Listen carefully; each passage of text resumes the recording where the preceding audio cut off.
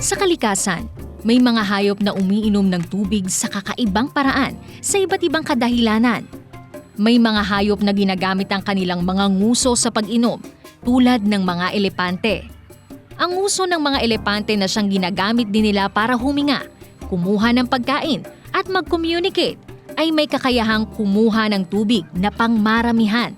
Sa ganitong paraan ay may kakayanan sila sa pag-inom ng malalaking dami ng tubig nang sabay-sabay. May mga ibang hayop din naman tulad ng mga palaka na hindi na kailangang uminom ng tubig sa pamamagitan ng kanilang bibig. Sa halip, ang kanilang balat ay may kakayahang mag-absorb ng tubig. May mga palaka rin tulad ng northern leopard frog na may specific part sa ilalim ng kanilang katawan na tinatawag na pelvic patch. Sa pamamagitan ng pelvic patch na ito, mas madaling nakakakuha ng tubig ang mga palaka upang mapanatili ang kanilang hydration nang hindi kinakailangang uminom gamit ang kanilang bibig.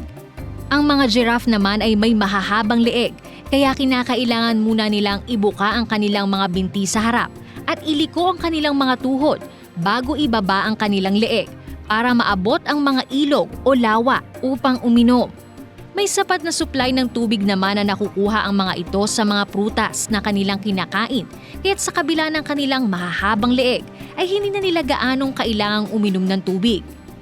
Sa kabuuan, ang mga hayop na ito ay may natatanging paraan ng pag-inom ng tubig na naaayon sa kanilang kapaligiran at katangian, sa kanya-kanyang paraan at pagkilos na kailangan nila upang sila ay epektibo at maayos na makainom ng tubig.